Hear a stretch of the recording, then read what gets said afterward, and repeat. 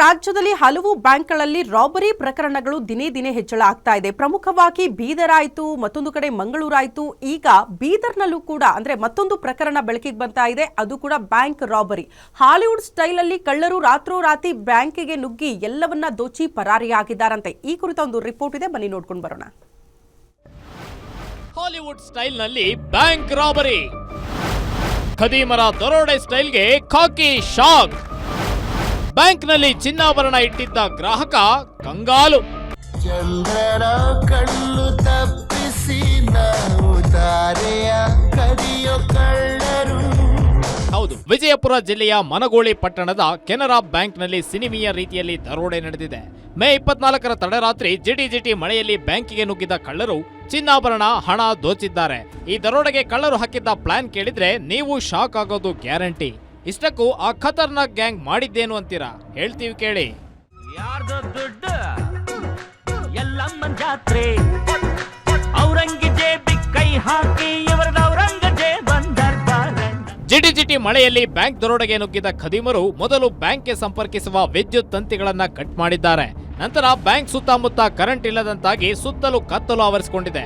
ಬಳಿಕ ಬ್ಯಾಂಕಿನ ಕಟ್ಟಡದ ಗೋಡೆಯ ಕಬ್ಬಿಣದ ಸಲಾಕೆಗಳನ್ನ ಕಟ್ ಮಾಡಿ ಬ್ಯಾಂಕಿನೊಳಗೆ ನುಗ್ಗಿದ್ದಾರೆ. ಬ್ಯಾಂಕ್ ಒಳಗೆ ನುಗ್ಗಿದ ಕಳ್ಳರು ಲಾಕರ್ಗಳನ್ನ ಓಪನ್ ಮಾಡಿ ಚಿನ್ನಾಭರಣ, ಹಣ ದೋಚಿ ಪರಾರಿಯಾಗಿದ್ದಾರೆ.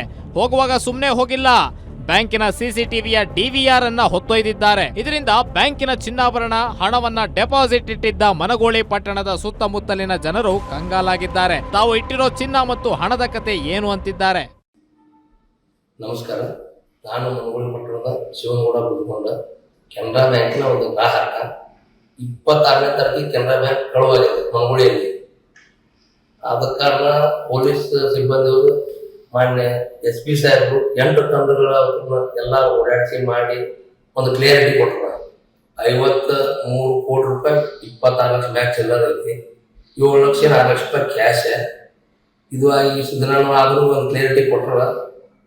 ಇನ್ನು ಬ್ಯಾಂಕ್ಗೆ ಕನ್ನ ಹಾಕಿರೋ ಕಳ್ಳರು ಅದೆಷ್ಟು ಚಾಲಾಕಿಗಳಂದ್ರೆ, ಬ್ಯಾಂಕಿನ ದರೋಡೆ ಕೃತ್ಯವನ್ನ ಪರಿಶೀಲಿಸಲು ಭೇಟಿ ನೀಡಿದ ಪೊಲೀಸರೇ ಸ್ವತಃ ಶಾಕ್ ಆಗಿದ್ರು. ಸ್ನೀಪರ್ ಡಾಗ್ಗಳ ದಿಕ್ಕು ತಪ್ಪಿಸಲು ಖಾರದ ಪುಡಿ ಎರಚಿ ವಾಮಾಚಾರದ ವಸ್ತುಗಳನ್ನಿಟ್ಟು ಪೊಲೀಸರ ದಿಕ್ಕು ತಪ್ಪಿಸುವ ಪ್ರಯತ್ನ ಮಾಡಿದ್ದಾರೆ. ಅಷ್ಟೇ ಅಲ್ಲದೆ ಲಾಕರ್ಗಳನ್ನ ಒರಿಜಿನಲ್ ಕೀ ಬಳಕೆ ಮಾಡಿದ್ದಾರೋ ಅಥವಾ ನಕಲಿ ಕೀಗಳನ್ನ ಸ್ಥಳದಲ್ಲೇ ತಯಾರಿಸಿ ಹಣ ದೋಚಿದ್ದಾರೋ ಎಂಬ ವಿಚಾರವಾಗಿಯೂ ಕೂಡ ತನಿಖೆ ನಡೆಯುತ್ತಿದೆ.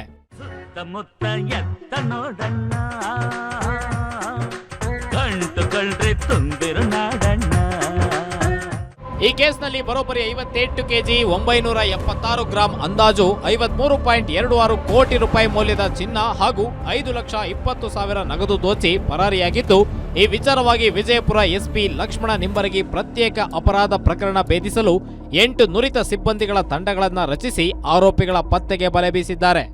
ಇರುತ್ತೆ 23ನೇ ತಾರೀಕು ಸಾಯಂಕಾಲದ ಹೊತ್ತು ಎಲ್ಲ ಲಾಕ್ ಮಾಡಿ ಹೋಗಿರ್ತಾರೆ.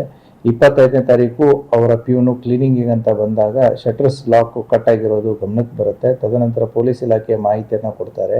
ಸೊ ಪರಿಶೀಲಿಸಿದಾಗ ಯಾರೋ ಕಳ್ಳರು ಬ್ಯಾಂಕ್ನಾಗೆ ಬಂದುಬಿಟ್ಟು ಕಳ್ಳತನ ಮಾಡ್ಕೊಂಡು ಹೋಗಿರುವಂಥದ್ದು ಗಮನಕ್ಕೆ ಬರುತ್ತೆ. ಸೊ ಅವರು ಟೋಟಲ್ ಇವ್ಯಾಲ್ಯೂಯೇಟ್ ಇವಾಗ ಮಾಡಿದ್ದಾರೆ. ಇವ್ಯಾಲ್ಯೂಯೇಟ್ ಮಾಡಿದ್ರಲ್ಲಿ ಸುಮಾರು 59 kg ಅಷ್ಟು ಗೋಲ್ಡು ಕಳ್ಳತನ ಆಗಿದೆ. ಈ ಬಂಗಾರ ಈ ಲೋನಿಗೆ ಅಂತಂತೇಳಿ ಜನರು ಬಂಗಾರ ಅಡವಿಟ್ಟು ದುಡ್ಡನ್ನು ತೆಗೆದುಕೊಂಡದ್ದು. ಇನ್ನೊಂದು ಇಂಟ್ರೆಸ್ಟಿಂಗ್ ವಿಚಾರ ಅಂದ್ರೆ, ಬ್ಯಾಂಕ್ ಕಳ್ಳತನಕ್ಕೆ ಬಂದಿದ್ದ ಖದೀಮರು ಒಳಗೆ ಮಾಟ ಮಂತ್ರದ ಮಾದರಿಯ ಗೊಂಬೆ ಇಟ್ಟು ವಾಮಾಚಾರ ಮಾಡಿದ್ದಾರೆ ಎನ್ನಲಾಗಿದೆ. ಮೇಲ್ನೋಟಕ್ಕೆ ಬೇಲಿಯೇ ಎದ್ದು ಹೊಲ ಮೇಯ್ದಿರುವ ಶಂಕೆ ವ್ಯಕ್ತವಾಗ್ತಿದ್ದು, ಸದ್ಯ ಖಾಕಿ ಟೀಮ್ ಖತರ್ನಾಕ್ ಕಳ್ಳರ ಜಾಡು ಹಿಡಿದು ತನಿಖೆ ನಡೆಸುತ್ತಿದೆ. ಆದಷ್ಟು ಬೇಗ ಕಳ್ಳರ ಹೆಡೆಮುರಿ ಕಟ್ಟಿ ಕದ್ದ ಮಾಲ್ನ ವಾಪಸ್ ತರಿಸಬೇಕಿದೆ. Deepak Shinde, guarantee news, Vijayapura.